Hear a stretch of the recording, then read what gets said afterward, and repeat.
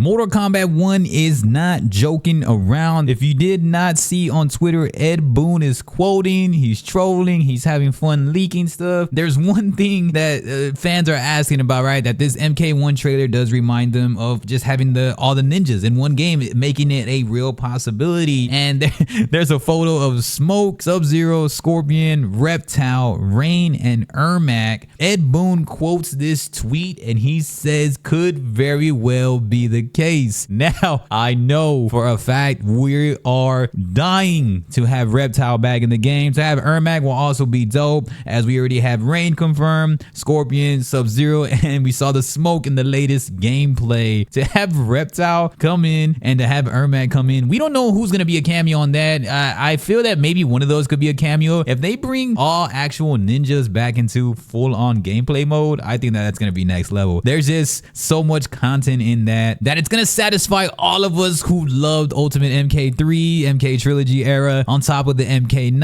Man, MK9 came out in 2011, so it's been a very long time since we've seen a full in-depth roster like this that helps with casuals and helps with people who are really just diehard MK fans in totality. Everybody likes the ninjas. It looks cool, it feels cool, the aesthetics are nice. It's always something that gravitates us towards what Mortal Kombat is really true to, in the purity and how the content is actually delivered, from old school VHS movies all the way to DVDs to streaming to everything we see online, rather it's animated projects, releases, leaks, just edits and more. Mortal Kombat at the end of the day comes to our ninjas as at least the antagonist all the time, just because. But I mean, with the in-depth story of actual Scorpion and Sub-Zero being brothers, that's actually something that we are really admiring at this point. I think that's going to be awesome. In terms of the backstory, it shows that information, and so now we need to really capitalize on who exactly will be this. Now, we haven't really talked about actual villains, right? Who's gonna be the main villain? Who's gonna be? We know Shang Tsung's in there, so there are actual wish lists that people are making for who they want to actually be in Mortal Kombat 1, and it shows Scorpion, Liu Kang, Ermac, Rain, Noob's one that we haven't really seen or even heard of, Baraka, Sub-Zero, Smoke, Kitana, Shang Tsung, Jade, Nightwolf, Havoc, Reptile, Kung Lao, Melina, Quan Chi, Shao Kahn, Sonya, Johnny Cage, Sector, Cabal, Cyber Smoke, Tremor, Kano, Raiden, Cyber Sub-Zero, which I don't know, they'll bring back that cyborg win because the Cyrax and Sector already seen in here. Sindel, Cyrax, Scarlet, Shinnok, Jax, Chameleon, Kenshi, Shiva, and Goro. If this is even somewhat of a correct roster, it has to be possibly the best roster in history of Mortal Kombat, just because of the names, right? This would be a full-on marketing tactic, not so much of what people love in terms of depth of story, but this will be a full-on marketing campaign, because these are some of the biggest, these are basically all the biggest names that are popular, that really bring people in from casual, mainstream movies, etc. This is a heavy hitting roster, and it's something that I'm like, whoa, man, this is insane. Y'all, I mean, I don't know who else you're gonna put on here that's gonna be like a hot take. The only one you're taking out of this whole lineup is Cyber Sub-Zero, and even at that, I'll probably get flack for that, but just the Cyber Sub-Zero we are taking out of there. This is a huge wish list for someone that is making this. I props to them. Those are things that people in totality want to see. Now that's a roster, man, and I just have to say, man, if Mortal Kombat can deliver this type of roster, it like what I said, this can adhere far more to a casual audience, though. I'm not too sure how much it would piss real people off, like competitive scene for sure. I know people are tired of the same old characters, the same old story, the same old roster feels, but this is dynamic. This is the ultimate all-star / superstar lineup, and it's something I don't think this would probably be the best Mortal Kombat roster in history, in my opinion. I think this would even be better than an ultimate MK3 roster. Now, the largest roster in history was Armageddon. I think this roster beats it in by